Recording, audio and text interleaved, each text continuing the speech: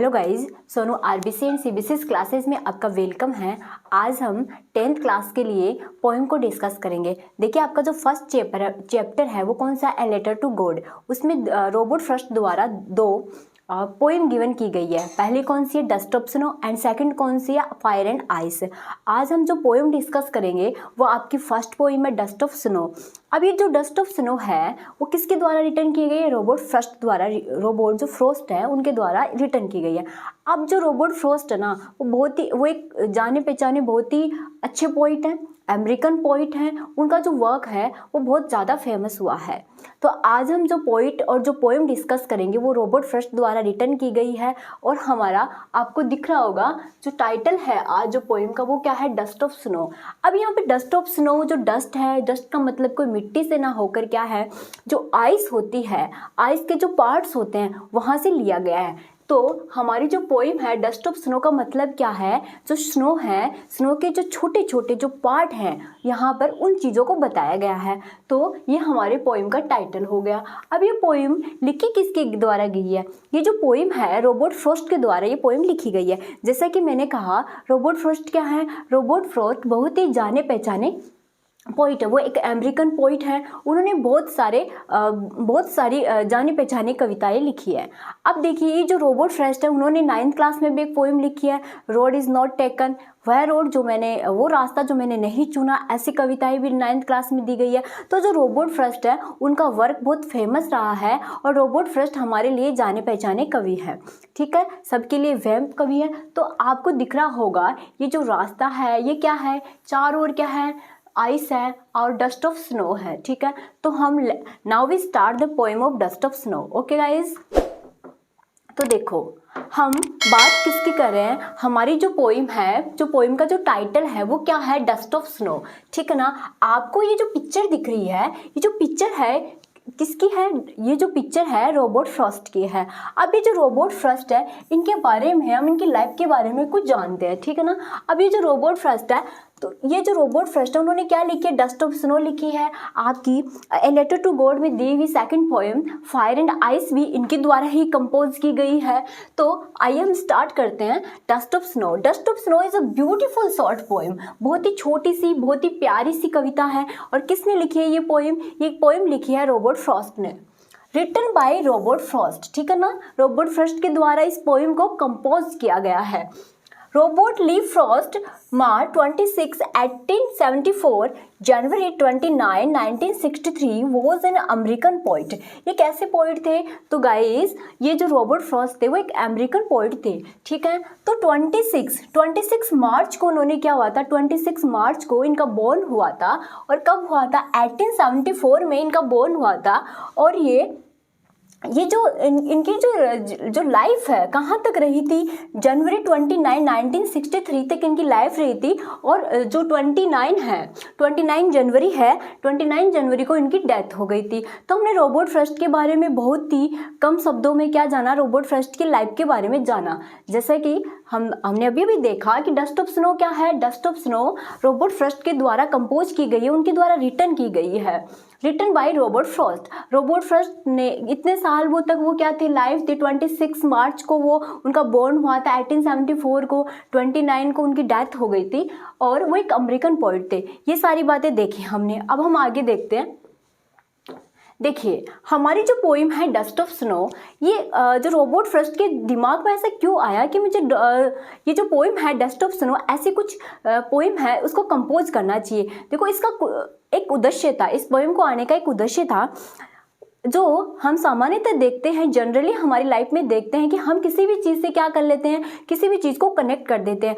जैसे कि कवि ने क्या किया है, जो पोइट है उसने क्या यूज किया है डस्ट ऑफ स्नो में, एक तो क्रो को यूज किया है, दूसरा हेमलॉक ट्री को यूज किया है। जो पोइट है वो हमें इस पोइट के ये जो पोइम है, इस पोइम के माध्यम से हमें ये समझाना चाहते हैं कि हमने जिस चीज़ के बारे में नेगेटिव थॉट बना रखी है, ऐसा नहीं है। जो नेगेटिव थॉट बना रखी है उनको हमें चेंज करने की ज़रूरत है। ठीक है। जब भी हम किसी चीज़ के बारे में हम थॉट बनाएं, किसी भी चीज़ के बारे में अपनी थिंकिंग को, अपने कंसेप्ट को क्लियर करें, उससे पहले लाइफ में कुछ एक्सपीरियंस लेना ज़रूरी होता है। तो यहाँ पर आपको पता है जो क्रो है, क्रो किसको इंडिकेट करा है, जो क्रो है वो डेथ को इंडिकेट करता है। और आपको पता है हेमलॉक क्या है, hemlock is a poison tree. तो दोनों ही देखें तो दोनों ही क्या है, नेगेटिव है, ठीक है, दोनों ही नेगेटिव है और सोसाइटी में दोनों के बारे में क्या है, नेगेटिव थॉट है। तो जो पोइट है वो कहना चाहता है कि कभी कभी क्या करते हैं हमारे माइंड में, ये पहले से ही फिट हो गया है कि जैसे उन्होंने एक एग्जाम्पल के थ्रू हमें समझाया कि जो कैट होती है, अगर वो कैट क्या करे, हमारे वे में आ जाए, हमारे रास्ते में आ जाए और हमारे वे को क्रॉस कर जाए, तो हम क्या थोड़ते हैं, हम क्या सोचते हैं, हम ये थॉट बना लेते हैं कि हमारा जो आने वाला जो समय है, हम जिस काम के लिए जा रहे हैं वो क्या होगा, गलत होगा। बिना उस चीज़ को फील किए, बिना उस चीज़ को एक्सपीरियंस किए, हम क्या कर लेते हैं, अपने माइंड में इस चीज़ को सेटअप कर लेते हैं, ठीक है। इस प्रकार से बहुत सारी चीज़ें, जैसे आपने देखा होगा किसी की छींक आने पर हम क्या सोचते हैं, छींक आने पर किसी की स्नीजिंग होती है तो हम सोचते हैं कि नहीं अब कुछ ना कुछ क्या होने वाला है, बुरा होने वाला है, हमारे साथ बैड फील होने वाला है। हम इस चीज़ को क्या कर लेते हैं, अपने माइंड में हमने फिट कर लिया है। तो नेगेटिव चीज़ों से हम अपनी लाइफ के जो एक्सपीरियंस है उनको कनेक्ट कर लेते हैं बिना उनको फील किए हुए। तो जो पोइट है वो कहना चाहता है कि ऐसा कुछ भी नहीं है, हमें उन चीज़ों को पहले फील करना है, अपनी लाइफ में एक्सपीरियंस करना है, फिर उसको अपनी लाइफ पे क्या करना है, अप्लाई करना है, अपने माइंड से नेगेटिविटी को निकाल देना। ऐसा कुछ भी नहीं होता है, ठीक है ना। तो जो पोइट है वो इस कविता के माध्यम से, इस पोइम के माध्यम से हमें चीज़ें समझाना चाहता है। अब ये पोइट हमें ये मैसेज देती है, क्या मैसेज देती है कि कभी कभी हमारी लाइफ में एक शॉर्ट सा या फिर बहुत स्मॉल सा जो इंसिडेंट होता है, जो तो क्या कर सकता है, उससे हमारी पूरी लाइफ क्या हो सकती है, चेंज हो सकती है। तो ये हम क्या करेंगे, सबसे पहले जो डस्ट ऑफ स्नो है उसकी लाइन टू लाइन क्या करेंगे, एक्सप्लेनेशन करेंगे, ठीक है गाइस। तो now we start the poem, okay.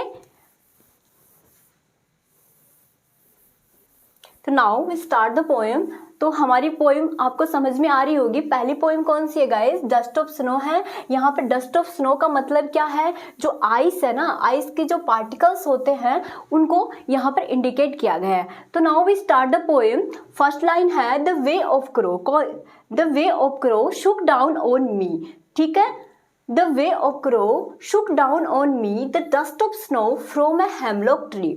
तो पोइट ये कहना चाहता है कि मैं क्या कर रहा था, एक बार मैं किसी रास्ते से गुजर रहा था, शुक डाउन ऑन मी। तो आप देखो ये जो पोइट है ना, ये पोइट क्या कर रहे थे, किसी वैसे क्या कर रहे थे, वैसे जा रहे थे। तो बीच में क्या था, आप रास्ते में जो पोइट है उनको क्या मिलता है, एक हेमलॉक ट्री मिलता है। आपको बताऊं हेमलॉक ट्री के बारे में नेगेटिव जो थॉट है वो क्या है, जो हेमलॉक ट्री है वो क्या एक पॉइजन ट्री है, ठीक है ना, जहरीला पौधा है, जहरीला पेड़ है, ये इसके बारे में क्या है, कॉन्सेप्ट हमने बना रखा है।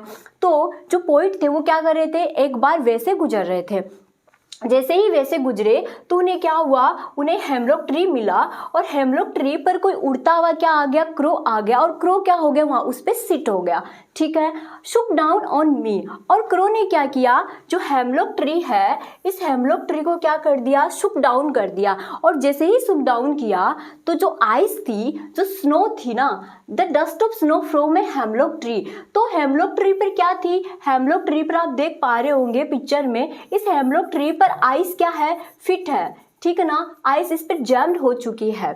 तो इस पे आइस क्या है, फिट है। और जो पोइट थे वो क्या कर रहे थे, वैसे गुजर रहे थे। तो उन्होंने देखा कि जो एक क्रो है वो क्या करता है, क्रो उड़ता हुआ कहाँ आ गया, हेमलॉक ट्री पर आ गया है और सिट हो गया है। और वो क्या करता है, इसको सुक डाउन ऑन, इसको हिलाता है, किसको, हेमलॉक ट्री को। जैसे ही हिलाता है तो जो स्नो है, स्नो के जो पार्टिकल्स है वो किस पे आके गिर जाते हैं, वो ये जो पोइट है, कौन से पोइट, रॉबर्ट फ्रॉस्ट है, उन पे आके गिर जाते हैं, ठीक है। तो हमने ये देखा, ये लाइन टू लाइन एक्सप्लेनेशन होगी। द वे ए क्रो, एक रास्ते में एक क्रो मिलता है, शुक down on me dust of snow from a hemlock tree, hemlock tree पे जो डस्ट ऑफ स्नो थी, जो डस्ट ऑफ स्नो क्या थी, जमी हुई थी, उसको जैसे ही क्रो हेमलॉक ट्री पर आके सिट होता है, उसको शेक करता है, उसको शुक करता है, किसको, जो ट्री है हेमलॉक ट्री को शुक करता है। तो जो स्नो है वो क्या हो गई है, स्नो शुक डाउन हो गई है। किस पे शुक डाउन हो गई है गाइस, ये हो गई है पोइट पे। इससे जो पोइट है उसका मूड ही चेंज हो जाता है, पूरा का पूरा कंसेप्ट ही चेंज हो जाता है। तो हम नेक्स्ट देखते हैं आगे की जो लाइन्स है वो देखते हैं। हैज गिवन माई हार्ट, जैसे ही इस पोइट पे जैसे ही पॉइंट पे जो हेमलॉक ट्री पे जो आइस थी, जो उस पे क्या हुई, स्नोफॉल हुई, तो कवि जो पॉइंट है उनका हार्ट क्या हो गया, has given my heart A change of mood. तो उनका जो दिल है वो शांत हो गया, उनका जो दिल में जो विचार चल रहे थे वो बिल्कुल बदल गए, ए चेंज ऑफ मूड। और उनका जो मूड था, जो पहले नेगेटिव था, अब क्या हो चुका है, पॉजिटिव हो चुका है। किस वजह से, जो क्रो के आने से क्रो ने क्या किया, जो हेमलॉक ट्री है, हेमलॉक ट्री को शुक डाउन किया, ठीक है ना, उसको हिलाया। जैसे ही वो बैठे तो हेमलॉक ट्री हिलने लग गया और जो आइस किस पे आ गई, जो पॉइंट है उस पे गिरी, ठीक है ना, जो डस्ट गिरी, डस्ट ऑफ स्नो गिरी। तो इससे क्या हो गया, has given my heart a change of mood. तो जो पोइट है ना उसका पूरा का पूरा मूड ही क्या हो गया, चेंज हो गया। And saved some part of a day I had rued. और जो पोइट था उसका जो बचा हुआ जो दिन था वो क्या हो गया, सेव हो गया। अब ये रूड का मतलब क्या होता है, रिग्रेट, ठीक है ना, जो रिग्रेट है वो होता है। अब इसके द्वारा जो पोइट है वो हमें ये समझाने की कोशिश कर रहा है कि जब मैं उस रास्ते से गुजर रहा था तो मेरे मन में बहुत सारा क्या चल रहे थे, बहुत सारी उथल पुथल चल रही थी, मेरा मन शांत नहीं था, मैं विचारों में खोया हुआ था। और क्या कर रहा था, पूरा का पूरा मेरा मूड क्या हो चुका था, मूड पूरी तरीके से स्पॉइल हो चुका था। और मैं किस में था, मैं जो रिग्रेट था, रिग्रेट पूरी तरीके से डीपली रिग्रेट हो चुका था। मैं किसी चीज़ को समझ नहीं पा रहा था और अपना पूरा डेज उसी में, उस रिग्रेट में ही रहने की सोच रहा था। लेकिन जैसे ही मैं रास्ते से गुजरा मुझे हेमलॉक ट्री मिला, और हेमलॉक ट्री पर कौन सिट हो गया, क्रो सिट हुआ। और जो आइस है वो किस पे फॉल हो गई, जो आइस है, जो पोइट है उस पे गिर गई, जिससे जो पोइट है उसका पूरा का पूरा हार्ट ही चेंज हो गया, पूरा का पूरा उसका मूड है वो ही चेंज हो गया, जिससे उसका जो बचा हुआ जो दिन है वो क्या हो गया, शेव हो गया। तो पोइट इन सब एग्जांपल्स के थ्रू हमें ये समझाना चाहता है कि अगर ऐसा होता कि क्रो किसका होता, क्रो किसका सिंबल होता, क्रो किसको इंडिकेट करता, अगर डेथ को इंडिकेट करता, हेमलॉक ट्री अगर किसी पॉइजन चीज को इंडिकेट करता, तो क्या मेरा जो बचा हुआ डे है वो सेव्ड होता? ऐसा नहीं है। जो पोइट है इन लाइंस के द्वारा हमें यही समझाना चाहता है कि हमें हमारे बिना अपनी लाइफ के एक्सपीरियंस लिए, बिना किसी चीज़ को जाने पहचाने हम किसी के बारे में जो नेगेटिव कॉन्सेप्ट बना लेते हैं, जो नेगेटिव चीज़ सोच लेते हैं, तो ये क्या है, गलत है। हमें उन चीज़ों को फील करना है, जानना है, उसके बाद अपनी लाइफ में क्या करना है, अप्लाई करना है। ऐसे किसी के कह देने से या किसी के बारे में नेगेटिविटी बना लेने से वो चीज़ क्या नहीं होती, वो चीज़ प्रूफ नहीं होती है। तो पॉइंट हमें यही समझाना चाहता है कि मेरा तो क्या हुआ है, मेरे लिए तो अच्छा ही हुआ है। क्रो के हिलने से, मेरे क्रो के हेमलॉक ट्री के हिलने से, वह क्रो के आ जाने से जो बर्फ मुझ पे गिरी, तो मेरा माइंड क्या हो गया, पूरी टोटली मेरा जो माइंड है पूरी तरीके से चेंज हो गया है। तो इन लाइनों के द्वारा हमें पोइट यही मैसेज देना चाहता है। तो हम क्या करते हैं, हम इसकी समरी को देखते हैं। तो आप इसको देख पा रहे होंगे, आप इस इमेजिन को अपने माइंड में, ये जो इमेज दी हुई है इसको माइंड में इमेजिन करने की कोशिश करें, ठीक है ना। तो हम इसकी अब समरी देखते हैं। अब देखो लाइन टू लाइन समरी देखते कि भाई इसमें एक्चुअली कहा क्या गया है, जो पोइट है हमें मैसेज क्या देना चाहता है। तो now we start the summary. The poet says that once he was in a sad. Poet ये कहता है कि एक दिन वो जो पोइट था वो क्या था, वो बहुत ही सैड था, ठीक है, डिप्रेसिव था, बहुत ज़्यादा डिप्रेसिव था, तनाव में था, मूड एंड वो सिटिंग अंडर ए ट्री। उसका जो पोइट है, पोइट का जो मूड है वो पूरी तरीके से सैड था, डिप्रेसिव था, वो उसका मूड पूरी तरीके से स्पॉइल हो चुका था, ठीक है। वो रिग्रेट में क्या था, रिग्रेट में पूरी तरीके से डूबा हुआ था। वो सिटिंग अंडर ए हेमलॉक ट्री, और वो परेशान होकर डिप्रेशन से, और जो सैडनेस है उससे डिप्रेशन होकर वो कहाँ सिटिंग हो गया, वो हेमलॉक ट्री के नीचे सिटिंग हो गया। A crow sitting on a same tree, ठीक है ना। अब क्रो भी क्या आ गया, उसी हेमलॉक ट्री के ऊपर आ गया, ठीक है ना, ऊपर आकर उस पर सिटिंग हो गया। जिस हेमलॉक ट्री के नीचे कौन बैठा था, पोइट सिटिंग था, उसी हेमलॉक ट्री पर अब कौन सिटिंग हो गया, क्रो सिटिंग हो गया है। Shook off the dust of snow. अब उसने क्या किया, जैसे ही क्रो सिटिंग हुआ किस पे, हेमलॉक ट्री पे सिटिंग हुआ, और उसने क्या किया, shook off the dust of snow, hemlock tree को जैसे ही उसने शुक किया तो जो डस्ट ऑफ स्नो क्या हो गई, डस्ट ऑफ स्नो सुख हो गई, फॉल हो गई। Small particles of snow that remain on the surface after the snow falls. तो स्मॉल पार्टिकल्स ऑफ स्नो, जो स्नो है, स्नो के जो छोटे छोटे टुकड़े हैं, जैसे कि मैंने कहा डस्ट ऑफ स्नो का मतलब क्या है, जो स्नो है, स्नो के जो आइस है उसके जो छोटे छोटे जो पार्टिकल्स, स्मॉल पार्टिकल्स है वह चीज़ें, तो सम पार्टिकल्स ऑफ स्नो, जो स्नो के स्मॉल पार्टिकल्स है to remain on the surface after the snowfall on the point, तो उसकी सतह से कहाँ आ गए, जो पॉइंट था उस पर स्नोफॉल हो गई। ठीक है, तो डस्ट किस पे आ गई, वो पॉइंट पे आ गई। The simple action changed the points mood, इस छोटे से मूवमेंट ने, इस छोटी सी घटना ने, इस छोटे से मूवमेंट जो पॉइंट है, पॉइंट का जो मूड है टोटली चेंज कर दिया। वो पहले क्या था, सैड था, डिप्रेसिव था, तनाव में था, लेकिन जैसे ही उस पर जो बर्फ है वो गिरी, जो आइस है वो उस पर गिरी, तो इससे पॉइंट का जो मूड है वो पूरा क्या हो गया, टोटली चेंज हो गया। The simple action change the poet mood, कि एक साधारण से मूवमेंट ने जो पोइट है, पोइट को डिप्रेशन से निकाल दिया, ठीक है, सैडनेस से निकाल दिया। He realize that he had just wasted a part of his repenting and being lost in sorrow, और वो क्या रियलाइज करता है, वो रियलाइज करता है he just wasted a part of day, कि वो क्या कर रहा था, जब तक उस पर स्नोफॉल नहीं हुई थी तब तक वो क्या कर रहा था, पूरे डे का जो पार्ट था, जो समय था, वो टाइम को क्या कर रहा था, वेस्ट किए जा रहा था। ठीक है, of रिपेंडिंग and being lost in sorrow, और किस में खोया हुआ था, पूरी तरीके से शोरो और दुखों में खोया हुआ था। But the change in his mood made him realize that he should utilize the rest of the day in some useful activity, लेकिन जैसे ही उस पे जो स्नो है वो जो स्नोफॉल हुई तो उसका मूड चेंज हुआ, और उसने जाना, क्या जाना, उसने रियलाइज किया कि वो क्या कर रहा था, अपनी लाइफ का, अपने डे का जो पार्ट था वो रिग्रेट में स्पेंड कर रहा था, जिससे उसका बचा हुआ समय भी क्या चीज हो रहा था, वो वेस्ट जा रहा था। तो उसने क्या कर दिया, जैसे ही स्नोफॉल हुई तो she should utilize the rest of day, और बचे हुए दिन को उसने यूटिलाइज करने का सोचा, उपयोग में लेने का सोचा कि अब मैं क्या नहीं करूंगा, टाइम वेस्ट नहीं करूंगा। क्यों, क्योंकि वो पहले डिप्रेशन में था, सैड में था, पूरी तरीके से दुखी था, तो वो अपना जो रिग्रेट था, तो रिग्रेट में क्या हुआ था, रिग्रेट में खोया हुआ था, लेकिन अब उसका मूड चेंज हो चुका है, उसमें हैप्पीनेस आ चुकी है, कुछ कर गुजरने की क्या आ चुकी है, उसमें स्ट्रेंथ आ चुकी है। अब वो उसका मूड पूरी तरीके से चेंज हो गया। कैसे चेंज हो गया, एक छोटे से सिंपल से मूवमेंट ने क्या कर दिया है, जो कवि है, जो सभी पोइट है, उसके माइंड को क्या कर दिया, चेंज कर दिया है। सम यूजफुल एक्टिविटी, अब वो क्या नहीं करेगा, अब वो टाइम को वेस्ट नहीं करेगा, जो बचा हुआ समय है उसको यूटिलाइज करेगा। His sorrow was wasted away by the light shore of snow dust. Sorrow was washed away by the light shore of snow dust. His spirit was revived and he got ready to utilize the rest of day. अब जो छोटा सा moment हुआ, उसे जो उसकी spirit थी वो क्या हो चुकी है, अब जग चुकी है। ठीक है, उसमें नयापन आ गया है। Got ready for utilize the rest of day, और जो बचा हुआ जो दिन है उसको यूज करने के लिए वो क्या हो गया, रेडी हो गया है।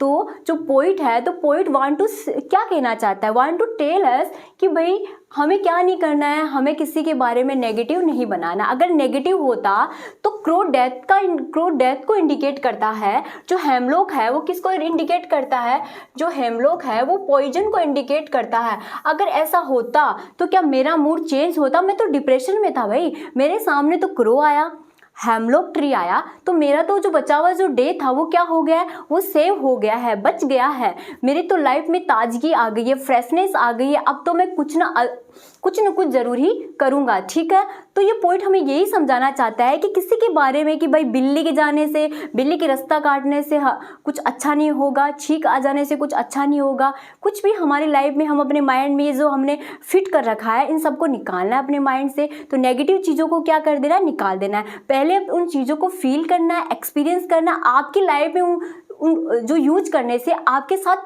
क्या होता है, ठीक है ना, आप उस चीज़ को क्या फील करते हैं, वही चीज़ अपनी लाइफ में यूटिलाइज करनी है। ठीक है, और उसी को क्या मानना है, उसी को ट्रू मानना है। तो पॉइंट यही कहना चाहता है। और सबसे इंपॉर्टेंट बात पॉइंट ये भी समझाना चाहता है कि छोटी सी घटना से क्या हो सकता है, एक छोटा सा एक्सीडेंट, छोटा सा मूवमेंट हमारी लाइफ को टोटली चेंज कर सकता है। अब छोटा सा मूवमेंट ही तो हुआ था, स्नो क्या हुई थी, स्नोफॉल किस पे हुई थी, पॉइंट पे स्नोफॉल हुई थी। उसी से जो पॉइंट है उसका पूरा का पूरा माइंड क्या हो गया था, चेंज हो गया था, उसकी लाइफ ने एक टर्न ले लिया था। तो जो पॉइंट है वो हमें यही मैसेज देना चाहता है। क्या मैसेज देना चाहता है भाई, कि एक छोटी सी चीज़, एक छोटी सी तिनका भी हमारी लाइफ को क्या कर सकता है, चेंज कर सकता है। तो ये हमने रॉबर्ट फ्रॉस्ट की पोइम को जाना। तो रॉबर्ट फ्रॉस्ट कहाँ के थे, रॉबर्ट फ्रॉस्ट अमेरिकन पोइट थे। उन्होंने बहुत ब्यूटीफुली इस पोइम को कंपोज किया है, बहुत अच्छी तरीके से कंपोज किया है। तो हमने देखा डस्ट ऑफ स्नो एक छोटी सी स्मॉल सी पोइम है और हमने इसका कॉन्सेप्ट समझने की कोशिश की। ये समरी है, समरी इज मस्ट, ठीक है ना। तो समरी को अच्छे से आपको रिवाइज करना है, अच्छे से इसको लर्न करना है और ये आपकी जो एग्जाम होंगे उनमें बहुत हेल्पफुल होने वाली है, ठीक है। तो गाइज उम्मीद करती हूँ आपको ये वीडियो पसंद आया होगा, ये पोइम आपको पसंद आई होगी। जो हमारी नेक्स्ट क्लास होगी हम उसमें क्या देखेंगे, फायर एंड आइस, जो रॉबर्ट फ्रॉस्ट के द्वारा ही कंपोज की गई है, हम वो पोइम देखेंगे। ओके, तो वीडियो को ज़्यादा से ज़्यादा लाइक करें, शेयर करें, कमेंट करें। Thank you very much.